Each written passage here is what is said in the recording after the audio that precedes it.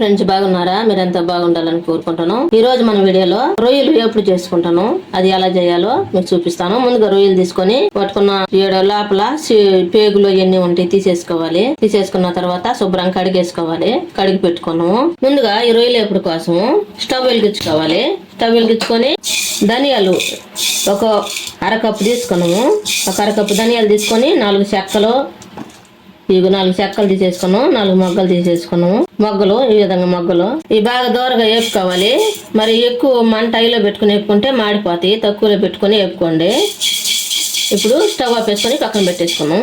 ఉల్లిపాయ తీసుకోవాలి. ఈ తాలింపు కోసం ఉల్లిపాయ అంతా పైన పొట్టు అంతా తీసేసుకోవాలి. ఈ విధంగా కట్ చేసుకోవాలి ఉల్లిపాయలు సన్నంగా. ఈ తాలింపు కోసం ముందుగా స్టవ్ వెలిగించుకొని ఒక బాండ్లు పెట్టుకోవాలి. బాండ్లు బాగా వేడైన తర్వాత ఆయిల్ వేసుకోవాలి.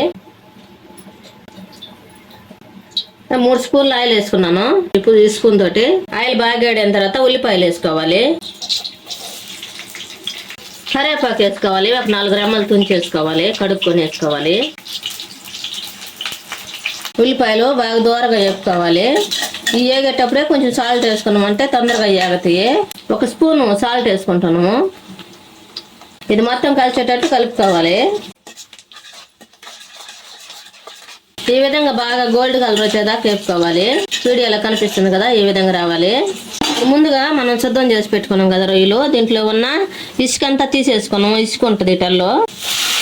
ఇవన్నీ కడిగి పెట్టుకొని వేసేసుకోవాలి.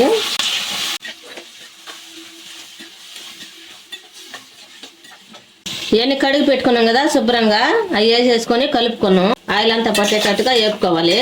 1 స్పూను సాల్ట్ వేసుకోవాలి. ఇందాక 1 స్పూన్ వేసాము కదా, మళ్ళీ 1 స్పూన్ వేసాము. ఇప్పుడు సరిపోతుంది. ఇప్పుడు బాగా మగ్గించుకోవాలి. మూత పెట్టేసి ఉప్పు అంతా కలిసేటట్టు కలుపుకొని మూత పెట్టుకోవాలి. ధనియాలు చెక్క మగ్గులు వేపి పెట్టుకున్నాం కదా, అవి బాగా చల్లారి పెట్టుకొని మిక్సీ జార్లో వేసుకోవాలి. మిక్సీ పట్టుకోవాలి. మిక్సీ పట్టేసుకున్నాం. ఈ విధంగా మెత్తంగా పొడిలాగా చేసుకోవాలి. ఈ విధంగా పొడిలాగా చేసిన తర్వాత ఒక తెల్లగడ్డ వేసుకోవాలి. పాయలన్నీ తీసేసుకొని వేసుకోవాలి. రెమ్మలుగా ఉంటాయి. రెమ్మలన్నీ తీసేసుకోవాలి. పైన పొట్టి అంత తీయట్లేదు, ఇట్టగా వేస్తాను. తర్వాత ఒక పెద్ద అల్లం ముక్క వేసుకోవాలి. సన్నంగా కట్ చేసుకొని అల్లం ముక్కలు సన్నంగా ఈ విధంగా కట్ చేసుకొని వేసుకోవాలి.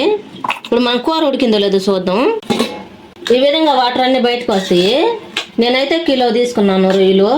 ఈ సన్న రొయ్యలు ఇవి అయితే బాగా మనకి మంచిగా ఉంటాయి. చిన్నవి అయితే పెద్ద టేస్ట్ అనిపించవు.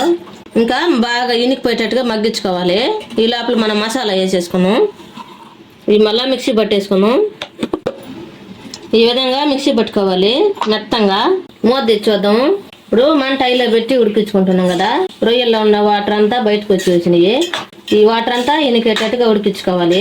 ఉడికేటప్పుడే 1 స్పూన్ పసుపు వేసుకున్నాం అంటే నీసు వాసన లేకుండా పోతే 1 స్పూన్ పసుపు వేసుకుంటున్నాము.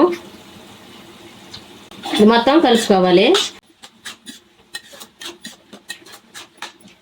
ఇప్పుడు మూత పెట్టి ఉడికించుకున్నాం. వాటర్ ఇనికిలేదో మూత తెచ్చొద్దాం. చాలా వరకు ఇనికిపోయినాయి బాగా. ఈ వాటర్లోనే బాగా రొయ్యలన్నీ ఉడికిపోయినాయి. మొత్తం వాటర్ అన్ని ఇనికిన తర్వాత 1/2 స్పూను పసుపు వేసుకుంటున్నాము. మొత్తం కలుపుకోవాలి. ఇప్పుడు కారం వేసుకోవాలి. టేస్ట్కి తగ్గట్టుగా వేసుకోవాలి. నేనైతే 2 స్పూన్లు వేసుకుంటున్నాను. 2 స్పూన్లు.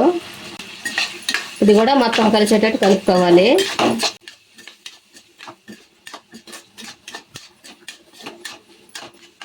మీకు స్పైసీగా కావాలంటే ఇంకా ఎక్కువ వేసుకోండి.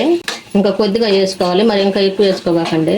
ముందుగా మనం మసాలా మిక్సీ పట్టుకున్నాం కదా, ఆ మసాలా పొడి అంతా వేసుకోవాలి.